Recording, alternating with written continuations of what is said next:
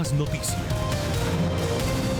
Gracias por acompañarnos a esta hora y empezamos con la información. Tras el hallazgo de una fosa con 50 cuerpos, al parecer de ejecuciones extrajudiciales, el Movimiento Nacional de Víctimas de Crímenes de Estado le solicitó a la JEP decretar medidas cautelares en otros 5 cementerios de Dabeiba, en Antioquia, donde se sospecha que existen más víctimas de los falsos positivos. El Movimiento Nacional de Víctimas de Crímenes de Estado sospecha que el Cementerio Católico Las Mercedes de Dabeiba no es la única zona que alberga fosas comunes. Considera que puede haber otras 5 fosas en el municipio, donde podrían hallarse más cadáveres de los 50 que se han encontrado durante la inspección que hizo la JEP. Dabeiba tiene 300 personas desaparecidas, ¿cierto? Pero también pues hay que tener en cuenta que según lo que dice el soldado, pues esas personas no solamente eran de Dabeiba, sino que venían de... incluso las llevaban desde Medellín, entonces ahí el universo se hace un poco más grande. En un comunicado, la JEP detalla que las pesquisas se iniciaron el pasado 9 de diciembre y hasta el momento han exhumado 7 cadáveres completos. En su mayoría serían hombres entre los 15 y los 56 años de edad. Incluso se habla de una persona con discapacidad. Sin embargo, en Antioquia no se cuenta con un reporte exacto de personas desaparecidas. Uno de los grandes problemas que tenemos en el tema de la desaparición, que es la muestra de la falta de interés que ha tenido el Estado por el tema, es que no tenemos un número real, o sea, cada entidad maneja un número distinto. Nosotros hemos acercado un poco, como entre todas esas cifras, a la cifra de 20.000 en Antioquia. El término de falsos positivos se conoce en Colombia como las ejecuciones extrajudiciales de civiles por parte de miembros del ejército para obtener prebendas como ascensos, condecoraciones o permisos. Esta práctica tuvo su pico más alto entre el año 2006 y 2007, durante el gobierno de Álvaro Uribe, cuyo ministro de Defensa era Juan Manuel Santos. Y a propósito de este tema, el Movimiento Nacional de Víctimas de Crímenes de Estado, el MOVI, se dijo en entrevista con el director de Red Más Noticias, Giovanni Celis, que hay por lo menos 16 fosas comunes en 5 departamentos del país en donde podrían encontrarse víctimas de falsos positivos. ¿Cuántos de estos lugares hay en Colombia, aparte del descubierto en Dabeiba? Bueno, desde el Movimiento de Víctimas de Crímenes de Estado creemos que presuntamente existen 16 lugares en donde se encuentran personas dadas por desaparecidas. Estos 16 lugares están en al menos 5 departamentos del país, aunque creemos que pues, Colombia es una gran fosa común que han utilizado tanto los agentes estatales como las estructuras paramilitares para borrar justamente del panorama nacional a quienes han ejercido un liderazgo público desde los años 80 hasta el momento. Pues se revive, Mauricio, este capítulo de los falsos positivos para el país cada vez con más detalles, un capítulo que duele cada vez que hay que recordarlo, pero no sé, es como necesario traerlo a colación porque hace parte de esa búsqueda de la verdad que es la que nos va a conducir a la reconciliación que ha sido tan difícil para el país después de los acuerdos de paz. Por supuesto, Paula, no porque haya sucedido en fechas pasadas quiere decir que haya que echarle tierrita y dejar que las cosas se vayan perdiendo y olvidando. Ustedes veían a la vocera de la Móvice en Antioquia, de este movimiento de víctimas del Estado, de la Organización de Víctimas del Estado, que dice que no hay cifras precisas en Colombia de los falsos positivos, Paula. Van desde 2.278 que fueron reconocidos por la Fiscalía y documentados para pasárselos a la JEP, hasta pues una cifra francamente escalofriante. Esta vocera dice que solamente en Antioquia habría 20.000 víctimas de falsos positivos. Eso quiere decir, por supuesto, que no hay un acuerdo sobre esas cifras y que en esa medida lo que termina sucediendo es que la situación debe ser esclarecida, debe ser aclarada y debe ser investigada. La justicia ordinaria no ha avanzado suficientemente en la investigación de los falsos positivos. De hecho, esto que están viendo ustedes en este momento, que es acción de la JEP, ha sido calificado por magistrados de la JEP como la identificación de crímenes que habían sido ignorados por la justicia ordinaria. Y en ese sentido, digamos que la labor de la JEP va a ser importante. Todavía no se puede decir que estos cuerpos que han encontrado hasta el momento, de los cuales ya hay 7 cuerpos completos en este cementerio de las Mercedes en Dabeiba, son y corresponden exactamente a falsos positivos. Pero los pasos van hacia allá. Tengan presente ustedes lo siguiente. la JEP tiene dos casos o dos procesos que llevan a la organización a actuar de esta manera y a incidir de esta manera. El primero de ellos es el caso 003, que corresponde justamente a los falsos positivos, pero se atraviesa otra directriz que va en transversal y es justamente el llamado de este movimiento de víctimas de esta, donde veíamos a la vocera Diana Salamanca, que ha pedido que haya 16 lugares en el país, fuera de Dabeiba, 16 lugares en los cuales se tomen medidas cautelares. ¿Qué quiere decir eso? 16 lugares, medidas cautelares, donde se sospecha que hay enterradas víctimas que para sus familiares son desaparecidos y que la justicia colombiana no ha podido dar cuenta de ellas. Familiares que van de aquí para allá. Imagínense ustedes, si es cierta la cifra de 20.000 víctimas, que yo no sé si será en el departamento de Antioquia, imagínense ustedes la cantidad de familiares buscando a sus seres queridos, la justicia no les da razón, nadie les da razón. Pues bueno, esta organización le ha pedido a la JEP tomar medidas cautelares sobre 16 lugares en todo el país, uno de ellos es Dabeiba. ¿Qué son esas medidas cautelares o en qué consisten? En que la misma JEP va, como lo hizo en el cementerio de Dabeiba, a esos 16 lugares a tratar de ver si hay restos que han sido enterrados, si esos restos no corresponden a algún tipo de víctima que haya sido previamente identificada, si se trata de fosas comunes y si en ese proceso de hallazgo correspondería finalmente a posibles víctimas de falsos positivos o sencillamente ejecuciones extrajudiciales que no son exactamente lo mismo, aunque el segundo subconjunto abarca al primero. Son ejecuciones extrajudiciales todos los falsos positivos, pero no todos los falsos positivos abarcan las ejecuciones extrajudiciales. Tengan presentes que en esos 16 lugares están no solo Dabeiba, está Hidroituango. Ustedes han oído durante toda la discusión de Hidroituango que muchas veces se decía es que inundaron una cantidad de territorios en los cuales habían enterrado víctimas de falsos positivos. Está la Comuna 13 de Medellín igualmente. Y todos esos lugares la JEP va a hacer exactamente lo mismo que está haciendo aquí. Recuerden, no está comprobado todavía que estos cuerpos que se han encontrado correspondan a falsos positivos, pero los indicios son fuertísimos. Y finalmente, lo que no hizo la justicia ordinaria, lo está empezando a hacer la JEP. ¿Quiere decir que la JEP sea mejor, peor o lo que sea que la justicia ordinaria? Yo no voy a entrar en ese debate. Que si mamertos los unos, que si no, yo no voy a entrar en ese debate. Creo que se ha creado una instancia que sirve para complementar la justicia ordinaria en un caso vergonzoso de este país y en muchos otros casos vergonzosos de este país en los que la justicia ordinaria había por lo menos mostrado una omisión imperdonable.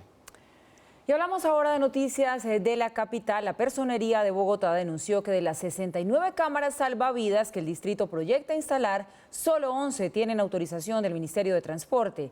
La alcaldía aclaró que por ahora estos dispositivos no van a interponer comparendos.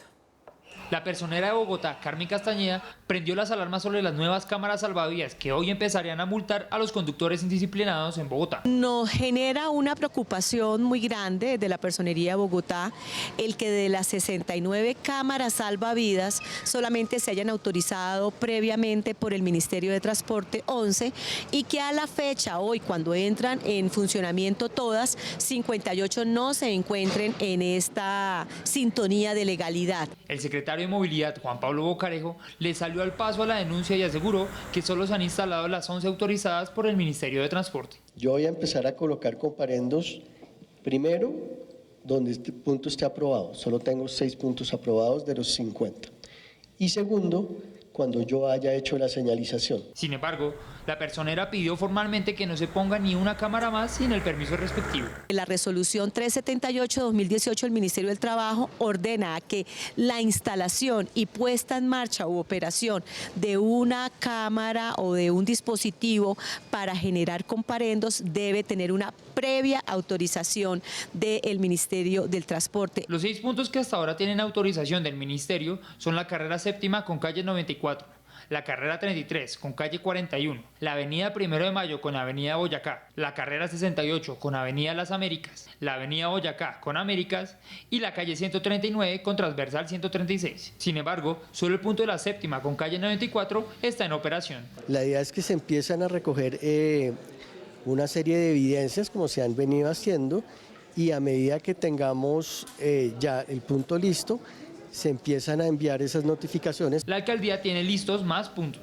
Espero esta semana también poder tener una gran cantidad de aprobaciones de otros puntos por parte del Ministerio para nosotros poder terminar todo el tema de señalización y de información en vía a los bogotanos. Asimismo, el secretario señaló que los permisos del ministerio no serán un problema. Nosotros realmente creemos que el tema de la aprobación con el ministerio y con la Agencia Nacional de Seguridad Vial se va a concretar sin ningún problema. Hemos seguido pues todas las instrucciones en donde lo que hemos priorizado son puntos que tienen alta siniestralidad, como lo plantea el ministerio. Interrogado sobre el tema, el alcalde Enrique Peñalosa le jaló las orejas al Ministerio de Transporte. La verdad es que con el Ministerio de Transporte nosotros hemos tenido una serie de demoras complejas. Realmente es un poco agotador, pero no hemos logrado destrabar muchos proyectos que tenían que ver con el Ministerio de Transporte.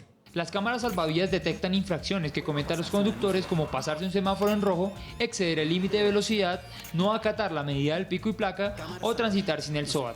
Los infractores serán notificados a través de su celular o por correo electrónico. El distrito espera que antes que termine el año se pueda tener las 70 cámaras autorizadas. Bueno, las multas, Mauricio, que nos tienen a todos ahí con los pelos de punta. ¿Qué tenemos aquí? Una buena idea para ponernos en cintura a todos los que transitamos en vehículo por las calles de Bogotá, pero que no está lista del todo, y que si la personería no hubiese hecho públicas estas denuncias, ¿no nos cuentan?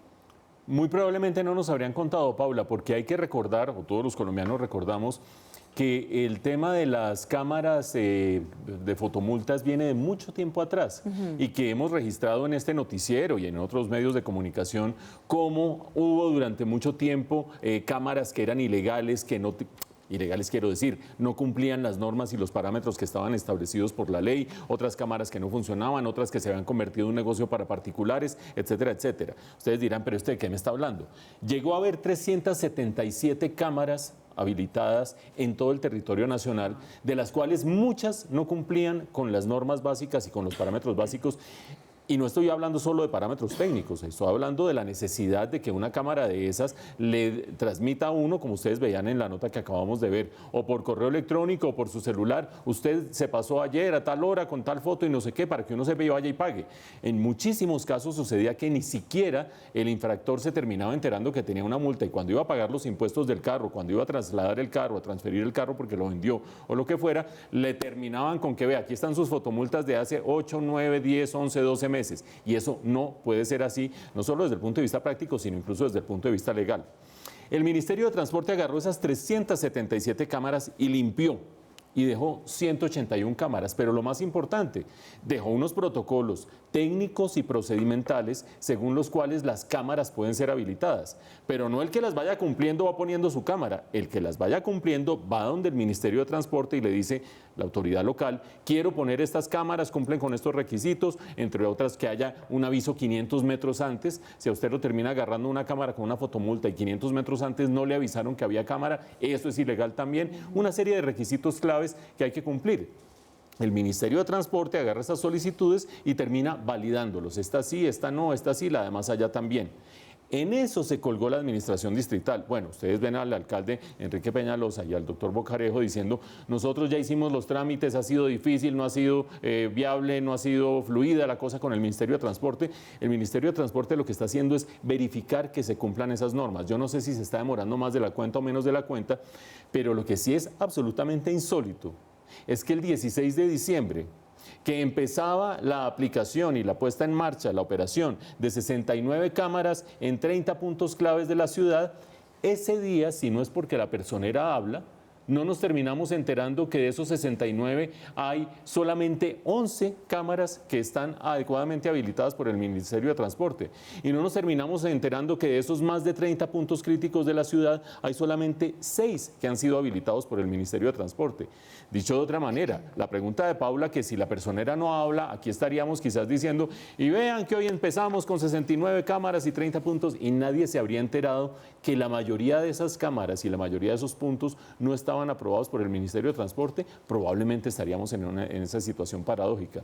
Solo un par de elementos adicionales. El primero de ellos, seguramente con esta noticia, con este llamado de la personera, el Ministerio de Transporte se va a poner las pilas a revisar todas las demás solicitudes de la Alcaldía de Bogotá y se van a poner en marcha las distintas cámaras que cumplan con los requisitos. Y la segunda cosa con la que quiero dejarlos a ustedes reflexionando, recuerden ustedes, si la cámara no está adecuadamente señalizada 500 metros antes, que yo sepa que hay una cámara, que entre otras cosas las cámaras tienen un efecto persuasivo para que la gente vaya a una velocidad adecuada. Pero aparte de eso, si a usted no le llega al correo electrónico o al teléfono el respectivo comparendo, se están incumpliendo los parámetros básicos con los cuales el Ministerio de Transporte entró a regular esa ley de la selva, que eran las cámaras que ponía cada cual de acuerdo con su libre saber y entender. Vamos a ver si ahora nos organizamos y empiezan a funcionar como deben funcionar. Y nuestra pregunta del día para ustedes tiene que ver con este tema. ¿Está de acuerdo con la utilización de cámaras para imponer comparendos a quienes infrinjan normas de tránsito? Participen, ya lo saben, a través de nuestras cuentas de Twitter y Facebook. Nos encuentran como @redmandnoticias y leemos sus opiniones al final de esta emisión. Y seguimos con noticias de Bogotá. Confundidos, así amanecieron los usuarios de 2 parqueaderos en el norte de la capital por cuenta de un pleito judicial entre el distrito y la Fundación Forja. El distrito asegura que los conductores no deben pagar por el servicio porque el contrato terminó en febrero, mientras que el privado argumenta que el documento no ha sido liquidado. Los usuarios de ese parqueadero de la calle 98 con carrera 19 están peor que Hamlet, el famoso personaje de William Shakespeare. Ser o no ser. Esto es un dilema, porque uno no sabe a quién hacerle caso. Se supone que el distrito es el que tiene la autoridad acá, ¿no? Ellos no saben si pagar o no pagar en este conocido estacionamiento del norte de Bogotá. ¿Estás confundida en ese momento? Sí, bastante, porque pues son 2 informaciones que van llegando. La alcaldía instaló pasacalles y dispuso de guardianes del espacio público para informarles a los conductores que no deben pagar nada por el servicio. Realmente contradictorio, porque todo el tiempo han dicho que es gratuito y ahora dicen que van a cobrar, entonces uno no entiende. Sin embargo, la Fundación Forja, que administra el parqueadero, también dispuso de su personal para que sus clientes pagaran como siempre. Fue una guerra de volantes. Nos parece gravísimo que una entidad que ya se le ha vencido el contrato desde hace prácticamente un año hayan continuado cobrando. Obviamente este es un espacio público. La defensora del espacio público explicó el procedimiento realizado. Aquí en esta zona habían unos contratos de administración y mantenimiento que terminaron este año en febrero, y en la Castellana, al entorno del teatro, en enero de este año también terminó. Dado que no se devolvieron los bienes al Distrito Capital, se declaró el incumplimiento y se impusieron unas multas. El apoderado de la contraparte aseguró que el parqueadero sigue funcionando porque no existe una orden de un juez para entregar el predio. Y nosotros tenemos una postura que el contrato sigue vigente con ocasión a la cláusula sexta del contrato, que enuncia que el plazo del contrato es el plazo de ejecución más la liquidación, situación que hasta este momento contractual y en el tiempo no ha sucedido.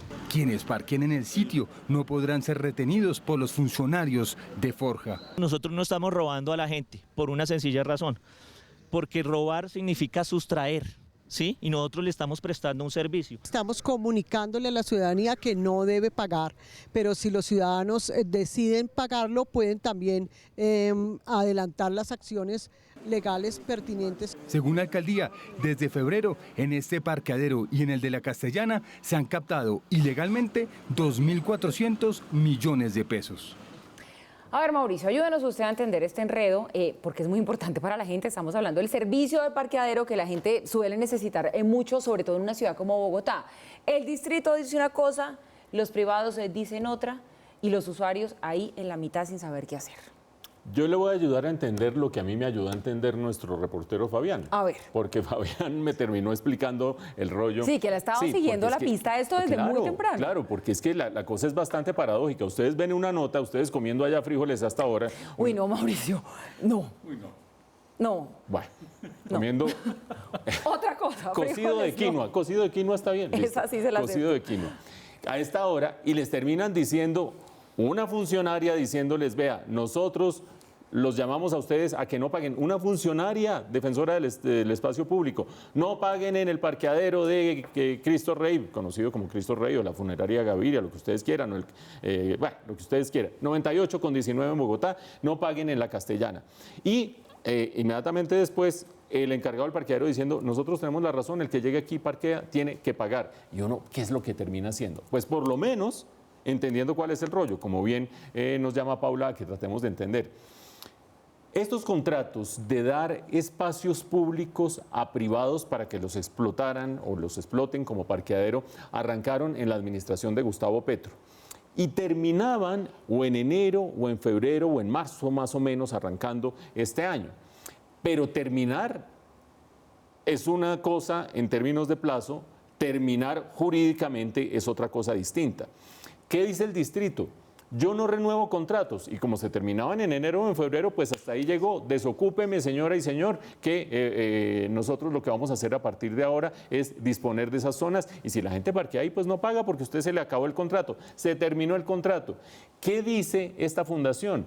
Que estaba a cargo de la explotación, o estaba, yo ni sé qué decir, a cargo de la explotación de los parqueaderos. Dice, una cosa es que se haya cumplido el plazo del contrato, pero el numeral 6, termina diciendo el señor, pues si lo asiste aparentemente un consejero jurídico, el numeral 6 del contrato dice que la vigencia del mismo equivaldrá a la duración del mismo más la liquidación. Y como no me lo han liquidado, pues aquí estoy yo en plena vigencia de los términos del contrato.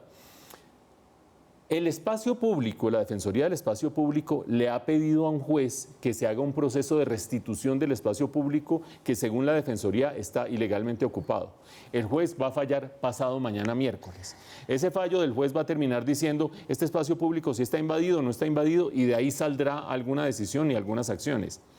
Pero el fallo de fondo, que es el fallo de un juez que termine diciendo el contrato está vivo o no está vivo, ¿le asiste la razón y la ley al contratista o no se la asiste? ¿La embarró o no la embarró la administración distrital al dejar que se cumpla el término del contrato pero no entrar a liquidarlo? Ese es un fallo que no está a la vista ni mañana, ni pasado mañana, ni en esta semana, sino mucho más adelante por parte de un juez. Por lo tanto, lo que hay de por medio es tremendo dilema. Ustedes ya oyeron a Fabián, 2.200 millones recolectados desde febrero o marzo, desde la perspectiva de la administración distrital de manera ilegal, desde la perspectiva del contratista de manera legal. Punto número 1. Punto número 2, mañana a las 8 de la mañana o ahorita la gente saliendo de hacer mercado en cualquiera de los dos lugares o saliendo del Teatro La Castellana, dice, ¿yo ahora qué hago? Aquí hay un tipo cobrándome, aquí hay unas cabinas para pagar y yo veo en Red Más Noticias a la defensora del espacio público diciendo, no pague, no pague y no pague. Segundo punto. Pero tercer punto y mucho más grave, si pasado mañana el juez termina fallando que hay que devolver el espacio público, pero los señores de la fundación siguen diciendo, aquí está mi contrato que dice vigencia del contrato más el periodo de liquidación y nadie me ha liquidado, ¿quién mata a quién? Quiero decir en términos metafóricos. ¿Quién termina mandando sobre quién? ¿Qué juez termina mandando sobre quién? Mejor dicho, esto apenas está empezando. Tremendo enredo, Mauricio. Y a un paso de ser ley de la República está el proyecto que obliga a los corruptos a pagar sus condenas en centros penitenciarios. La plenaria del Senado aprobó en cuarto y último debate la iniciativa que elimina el beneficio de casa o sitios de reclusión por cárcel para los condenados por delitos contra la administración pública. El proyecto también pone en cintura a los grupos empresariales que incurran en actos de corrupción. El senador Rodrigo Lara denunció un supuesto mico en el articulado. Extiende las inhabilidades a las personas jurídicas cuando se trata de grupos económicos. Actualmente lo permite para las empresas individualmente y este lo extiende a los grupos. Cuando exista un acto, una sanción administrativa de corrupción, ya no procede la caducidad, sino que deberá cederse el contrato. ¿Qué es la cesión del contrato? Un contrato, un negocio entre dos particulares, entre dos contratistas. Un contratista les cede a otro, pero la sanción, la inhabilidad y la no restitución se acaba. Gran mico. Aunque Cambio Radical se mantiene como partido independiente, decidió apoyar la ley de financiamiento económico o reforma tributaria. Sus voceros sostienen que son varios los proyectos que impulsan y en algunos de ellos coinciden con el gobierno, razón por la cual van a trabajar de manera conjunta para sacar adelante leyes que el país necesita. El objetivo es generar empleo y evitar que las empresas se vayan del país. El debate de la reforma continuará mañana en el Congreso. Nosotros que hemos dicho, hay que buscar una solución para que las empresas se queden aquí, queden generando empleo, no cierren sus plantas y vean con buenos ojos a Colombia. Ese fue el primer punto que tuvimos en concordancia con el presidente, por eso lo estamos acompañando. El fiscal general encargado Fabio Spitia envió una carta al director de la DIAN en la que advierte de la existencia de un supuesto mico en el proyecto de ley de reforma tributaria que presentó el gobierno. El fiscal general advierte que uno de los artículos pondría en riesgo la persecución penal de delitos como concierto para delinquir, lavado de activos y conexos, en cuanto se apruebe la posibilidad de que se pague una multa por la no declaración de impuestos de capitales obtenidos de actividades ilegales. Y este lunes, último día de sesiones ordinarias, el presidente Duque llamó a extras al Congreso. El llamado a extras es con el fin de evacuar prioritariamente 7 temas, entre ellos la reforma tributaria que va a ocupar buena parte de la agenda esta semana. Las sesiones extraordinarias del Congreso serán durante esta semana, aunque no se descarta extenderlas. Las sesiones extraordinarias comienzan a partir de mañana 17 y van hasta el próximo viernes 20. Tiene varios proyectos pendientes, entre ellos está la ley de crecimiento económico, está la ley de casa por cárcel, de igual manera está el proyecto de ascenso de los militares, los beneficios aduaneros que trae la celebración de la Copa América. El Tribunal Superior de Bogotá declaró inocentes en segunda instancia a Francisco y Catalina Uribe Noguera por su presunta responsabilidad en el secuestro y homicidio de la pequeña Juliana Zamboní, ocurrido el 4 de diciembre de 2016. De acuerdo con el fallo, la Fiscalía no demostró que los hermanos Uribe Noguera hubieran cometido los delitos de favorecimiento de secuestro y destrucción de material probatorio por los que habían sido llevados a juicio.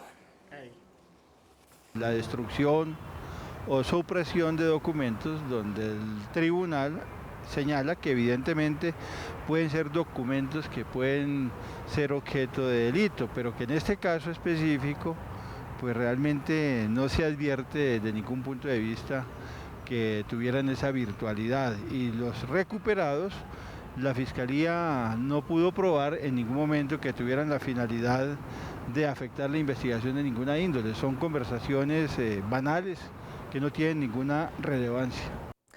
Pese a la polémica que ha generado la propuesta del presidente Duque sobre las curules para las víctimas, el gobierno se mantiene en la idea en que estas surjan del aval de los partidos políticos y además explica que militares y policías tendrán derecho a ellas.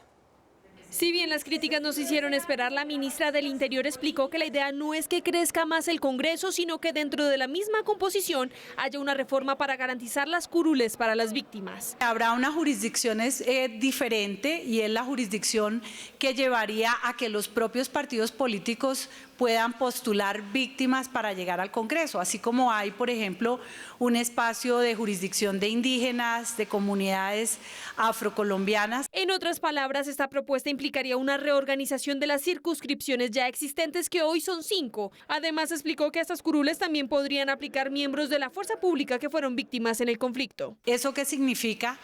Que serán las personas que han sido reconocidas como víctimas dentro del Sistema Nacional de Víctimas, incluyendo a los miembros de la fuerza pública, y en tercer lugar requiere el aval de los partidos políticos. Esos son pues los elementos. En los próximos meses se definirán aspectos como los umbrales, por ejemplo, y se tanteará el terreno para ver si esta iniciativa tiene o no cabida política. Fracasó el tercer intento de la Corte Suprema para elegir al nuevo fiscal general de la terna compuesta por María Clara González, Francisco Barbosa y Camilo Gómez. En esta nueva sesión, Barbosa obtuvo 11 votos de 16 que necesita para ser elegido. Por lo tanto, la elección quedará para el próximo 23 de enero, pues algunos magistrados no llegan a un acuerdo. Y este jueves, entre tanto, la canciller de Colombia, Claudia Blum, tendrá una reunión con el secretario de Estado de los Estados Unidos, Mike Pompeo. El encuentro se llevará a cabo a las 3 de la tarde y será el primero entre Blum con Pompeo desde que ella asumió el cargo. Según ha trascendido, allí revisarán los temas de la agenda bilateral como la lucha contra las drogas, temas comerciales y posiblemente Venezuela. Esto teniendo en cuenta que Estados Unidos es un país de suma importancia en la estrategia de política exterior de la nueva canciller. Y aunque Estados Unidos y Colombia tienen la crisis de Venezuela en sus agendas, el embajador de Colombia en Washington, Francisco Santos, reconoció fallas en la estrategia contra Nicolás Maduro. Según Francisco Santos, todos hicieron un cálculo equivocado, pues pensaron que la difícil situación en Venezuela se iba a resolver más rápido y subestimaron la capacidad de Nicolás Maduro de aferrarse al poder y de proteger su entorno. Y aunque las sanciones de Estados Unidos sí han ejercido presión, según el embajador, no han logrado el punto de quiebre del régimen. En Santa Marta se registraron disturbios en el balneario El Rodadero. Funcionarios de la Unidad de Espacio Público del distrito fueron agredidos verbal y físicamente por vendedores ambulantes. Las autoridades y gremios al servicio del turismo se encontraban realizando procedimientos de control y desalojo del espacio público aledaño a la playa. Ante el operativo que pretendía remover cerca de 1.200 vendedores, los camperos y silleteros del balneario apedrearon a la fuerza pública. 11 personas se encuentran detenidas. Y lo increíble de esto es que habían 3 nacionales con legalidad, con permiso, entre ellos un carpero que atacó a piedra y a palo a nuestros funcionarios del espacio público, de Secretaría de Gobierno, de la UDET. Situación bochornosa, de los cuales quedaron 11 capturados, de los cuales 8 son de origen venezolano, 3 colombianos. Bueno, y también allí, en inmediaciones de este balneario del Rodadero, una lancha embistió e hirió a un bañista quien practicaba buceo en el sector de Playa Blanca. Según las autoridades, el hecho se dio por la imprudencia del joven que practicaba buceo con snorkel en un área restringida para bañistas. El hombre de 20 años de edad fue herido cuando estaban remolcando una lancha de juegos marinos. El bañista sufrió politraumatismos en el pecho y también en una de sus piernas. Una lancha recreativa con gusano lo embista, causándole pues golpes y una cortada en la pierna derecha. Las personas no están atendiendo las recomendaciones de seguridad que se les está brindando por parte de la Dirección General Marítima y el Comando de Guardacostas. Es importante que la ciudadanía acate estas recomendaciones y las cumpla. Y hablamos ahora de Cali, que volvió a vivir un día difícil en materia de seguridad por cuenta de 12 homicidios registrados el pasado domingo. Según el reporte policial, hubo un asesinato cada 2 horas. Todas las víctimas eran hombres entre 22 y 54 años de edad. La mayoría de los crímenes fueron ejecutados con arma de fuego. Con esta cifra ya son 1.020 homicidios registrados para el 2019 en Cali. Fue un día muy violento. La mayoría de los homicidios obedecen a ajuste de cuentas entre estructuras delincuenciales y también hubo un par de homicidios motivados por convivencia con arma cortopunzante. Hay una cantidad de eventos y nosotros tenemos a la policía, hay que decirlo con franqueza, al límite de su capacidad operacional en este momento en Cali.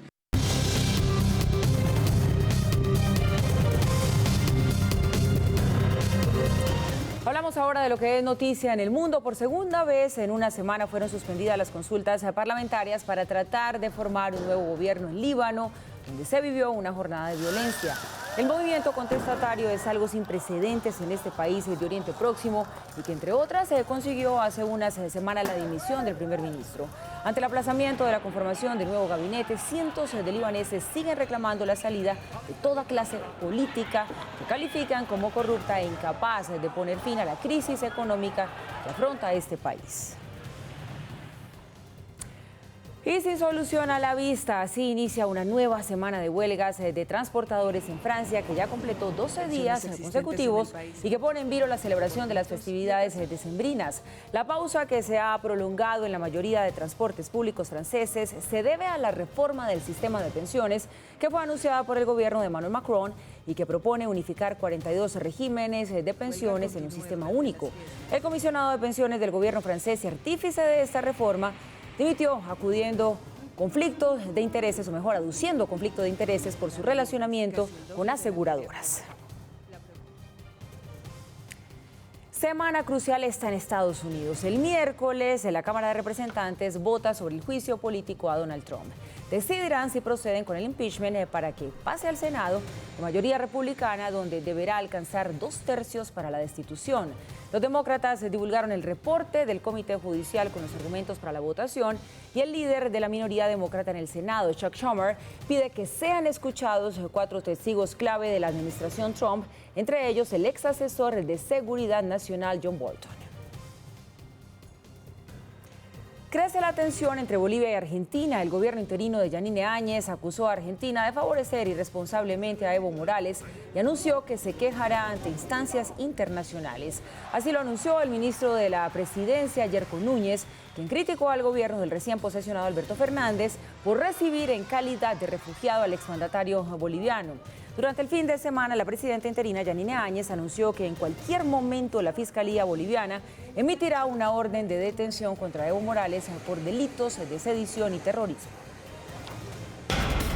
El petróleo de referencia Brent se negocia en promedio en $65.29 el barril. La libra café colombiano cerró en Nueva York a $1.38. El índice de capitalización de la Bolsa de Valores de Colombia aumentó 0,07% a 1.632 unidades. La tasa representativa del mercado para mañana es de 3.364 pesos con 24 centavos. El euro se cotiza en promedio en 3.736 pesos con 20 centavos. Las cifras son los 100.000 productores asociados agropecuarios que se busca a través del programa Coseche y Venda a la Fija. El objetivo es conectar directamente productores con compradores. Es momento del entretenimiento en Red Más Noticias y hoy, por supuesto, la noticia que ha cautivado a todos los medios tiene que ver con la alcaldesa electa de Bogotá, Claudia López, quien le ha dado el sí a Angélica Lozano. En la Notaría 69 han decidido unir su matrimonio y, por supuesto, 300 personas, amigos de ellas, estuvieron acompañándolos. Aquí les tenemos el registro. Esta sería la fotografía que da vuelta al país y confirmaría la boda entre Angélica Lozano y la alcaldesa electa de Bogotá, Claudia López. Entre los detalles que se conocen a través de las redes sociales es que es una boda organizada en menos de 2 semanas. El anuncio se dio el pasado jueves cuando se conoció que las 2 integrantes del partido Alianza Verde decidieron legalizar su relación. La boda se hizo realidad en la Notaría 69 de Bogotá después de 7 años de relación. También sabemos que la familia se completa con Lucky, el perro de la pareja que apareció este domingo en una foto de Instagram. La alcaldesa electa confirmó a los medios que este sería un evento pequeño para familiares y amigos. ¡Felicidades a la pareja! Para quienes siguen la tradición católica, hoy oficialmente empiezan las novenas y eso quiere decir que ya casi llega el Niño Dios. Pues resulta que el Planetario Distrital ha hecho una novena astronómica para descubrir la ciencia de la Navidad.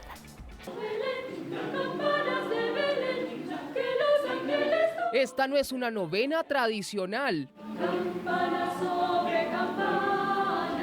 Aquí, en vez de leer los gozos, cantar los villancicos o comer buñuelo y natilla, aprenderá sobre la astronomía y su relevancia en la Navidad.